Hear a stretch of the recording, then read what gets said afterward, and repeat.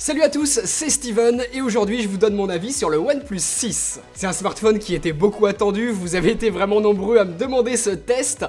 Il y a pas mal d'avis un petit peu différents qu'on peut trouver à droite à gauche sur ce smartphone. Moi je l'ai pas testé 3 jours, je l'ai utilisé au quotidien pendant 1 mois avant de vous proposer ce test. Donc comme d'habitude je vais vraiment vous donner mon avis sincère dessus. On connaît à présent la chanson, sur ce OnePlus 6 et comme chaque année, OnePlus défie les smartphones qui frôlent les 1000 € en proposant autant de puissance pour presque 2 fois moins cher. Ce OnePlus 6 est donc prêt pour toutes les situations.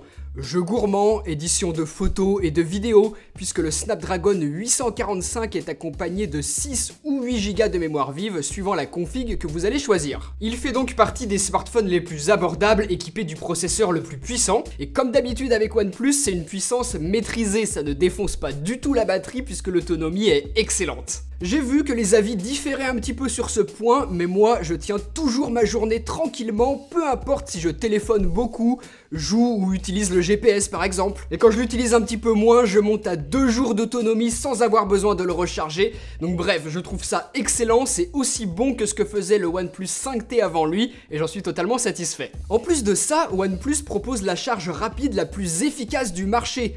Une demi-heure de charge permet de gagner environ 50% de batterie, ce qui sera suffisant pour arriver au bout de la journée. L'écran qui n'est entre guillemets que Full HD permet aussi de ne pas trop consommer. Il ne manque plus que la recharge sans fil pour que tout soit parfait, mais malgré un dos en verre cette année, OnePlus n'a pas choisi de le proposer et c'est un de mes regrets. À part ça, les finitions sont encore une fois exemplaires sur ce OnePlus 6. C'est un smartphone clairement premium, agréable en main, avec un poids bien réparti. Les boutons de volume tombent facilement sous les doigts et j'apprécie toujours d'avoir le switch sur le côté qui permet de passer rapidement entre les modes sonnerie, vibreur et silencieux. Le seul point de design qui me gêne un petit peu, c'est la position du capteur d'empreinte digitale au dos. Je le trouve un peu petit et même après 1 mois d'utilisation, il m'arrive souvent de mettre mon doigt à côté et la proximité avec le double appareil photo fait que je laisse pas mal de traces de doigts sur mon objectif. Donc c'est pas rédhibitoire comme l'erreur qu'avait fait Samsung il y a 1 an et demi, mais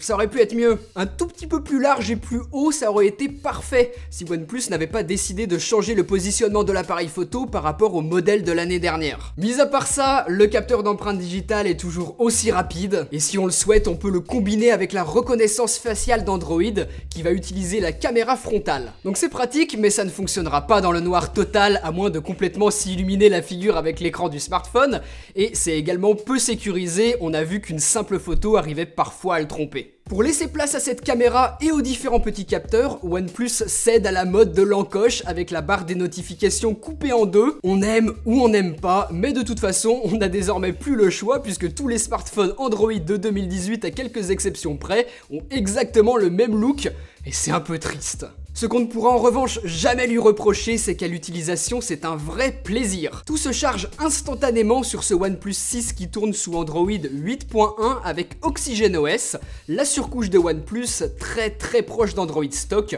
ce qui rend l'expérience utilisateur vraiment agréable. Cette année encore, je trouve que c'est le smartphone Android le plus rapide et le plus fluide, peu importe ce qu'on lui demande de faire. L'écran OLED de 6,2 pouces de diagonale est également superbe, idéal pour regarder des vidéos ou jouer sur son smartphone, même si de base il n'est pas idéalement calibré, mais on peut rapidement faire ses propres ajustements dans les réglages pour donner au final un rendu des couleurs parfait. La luminosité maximale est suffisante pour une utilisation en plein soleil et descend suffisamment bas pour que ça ne soit pas gênant lorsque l'on utilise dans l'obscurité. Par contre, la qualité du seul haut-parleur sur le bas n'est clairement pas au niveau d'un smartphone de ce standing. En plus de ça, OnePlus se vante de ne pas avoir supprimé le port mini jack, mais je le trouve peu puissant comparé à beaucoup d'autres smartphones. Ils ont encore une belle marge de progression côté audio. Côté navigation par contre, OnePlus anticipe la nouveauté d'Android P en pompant au passage complètement Apple et ses gestes de navigation introduits avec l'iPhone 10. Mais l'idée est bonne, ça manque encore un petit peu de fluidité je trouve, mais c'est parfaitement utilisable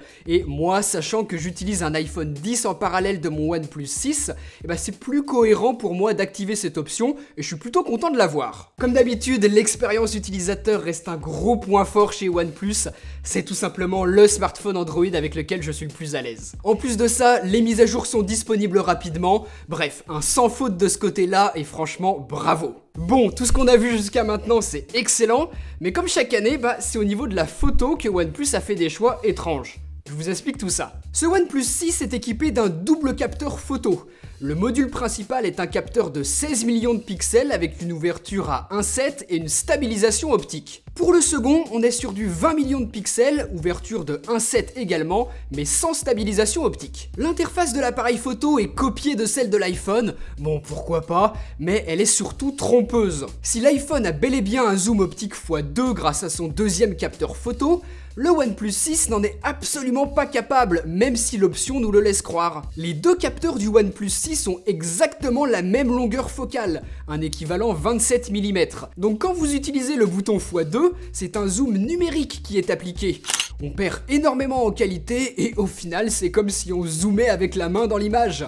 Le second capteur n'est absolument pas utilisé pour ça. En fait, ce deuxième capteur, il ne sert qu'à évaluer la distance pour appliquer un flou d'arrière-plan artificiel. Donc au final, il sert pas à grand chose, pour pas dire à rien, puisque Google nous prouve par exemple depuis des années qu'il est possible de faire mieux avec un seul capteur puisque ce flou est 100% artificiel. Sur le 5T, le second capteur photo était censé améliorer les photos en basse lumière, mais je vous avais montré qu'on obtenait des résultats très aléatoires, il n'était pas franchement utile.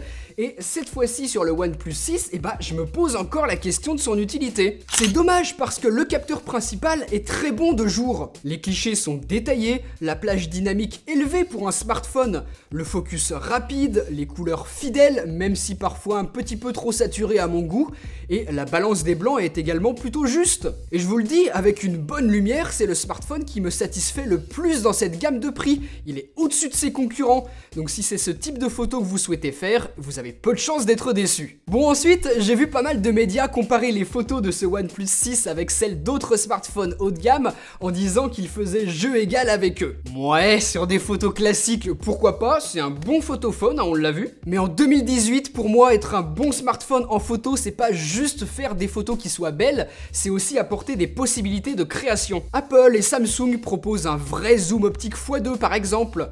Google a un mode portrait excellent avec la caméra arrière et avant. Huawei a un zoom x3, un mode noir et blanc également, et Honor aussi d'ailleurs pour le noir et blanc. LG propose un ultra grand angle, Asus aussi. Et OnePlus, rien. Depuis plusieurs générations de leur smartphone, ils veulent absolument mettre un double capteur photo pour faire comme tout le monde, mais sans trop savoir pourquoi. Donc quand on voit des concurrents parfois moins chers proposer plus de possibilités en photo, on se dit qu'encore une fois, OnePlus passe à côté de quelque chose et nous propose rien de bien nouveau, même si oui, globalement, les photos sont bonnes. De jour en tout cas. De nuit ou en basse lumière par contre, c'est une toute autre histoire. OnePlus reste encore loin des meilleurs smartphones dans ce domaine, avec beaucoup de bruit électronique, un focus qui a du mal en basse lumière et un lissage assez prononcé qui laisse peu de détails, mais surtout un gros problème de balance des blancs automatique. Sur ces deux clichés pris à 2 secondes d'intervalle à peu près, sans toucher à quoi que ce soit, vous voyez que les résultats sont totalement différents et l'un des deux est évidemment très éloigné de la réalité. Donc sur les photos de nuit, c'est un peu au petit bonheur la chance, j'ai envie de vous dire. Et c'est dommage parce que à chaque génération, OnePlus tente des choses, mais ne progresse pas là-dessus. Pour ce qui est de la vidéo maintenant, et contrairement au précédent modèle, ce OnePlus 6 est capable de filmer en 4K, Ultra HD en réalité, à 60 images par seconde. C'est l'un des très rares smartphones Android à en être capable, et clairement le moins cher. La stabilisation est loin d'être parfaite, mais pas affreuse pour autant. Et le plus gros souci vient du focus qui bug beaucoup je trouve, en cherchant souvent son point avec des à-coups vraiment visibles. Donc tant que ce problème d'autofocus ne sera pas réglé logiciellement, si c'est possible, j'en sais rien, là ça fait 1 mois et toujours ce problème, la 4K à 60 images par seconde ne servira finalement à pas grand chose.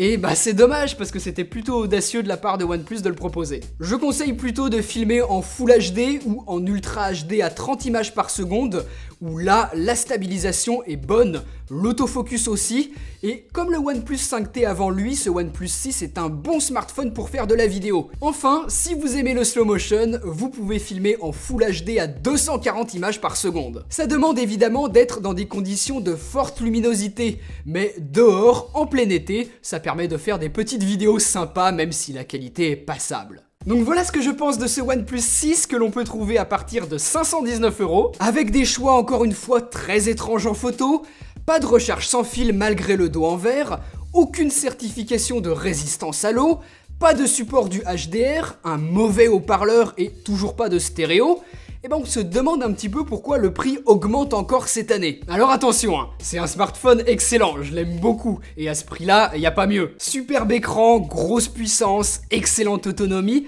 mais je reste un petit peu sur ma faim. C'est encore pas avec ce modèle-ci que OnePlus va aller chercher Apple, Samsung, Huawei, même LG qui restent tous supérieurs en photo par rapport à ce OnePlus 6. Et je me dis que, au lieu de sortir 2 smartphones par an qui, l'un par rapport à l'autre, n'apportent pas grand chose de nouveau, OnePlus ferait peut-être mieux d'en sortir qu'un seul, mais avec une vraie progression. Par rapport au OnePlus 5T qui date d'il y a 6 mois, ce OnePlus 6 a un écran un tout petit peu plus grand, un processeur plus puissant, un dos en verre et des ajustements en photo et vidéo qui n'apportent concrètement aucune qualité supplémentaire parce qu'elles ne sont pas abouties. Donc finalement, le 5T, c'est peut-être pas du tout un mauvais choix à faire. Le mien fonctionne encore parfaitement et je peux encore tout à fait vous le conseiller. Mais évidemment, le OnePlus 6 est encore une fois un très bon smartphone malgré les petits reproches que j'ai pu lui faire.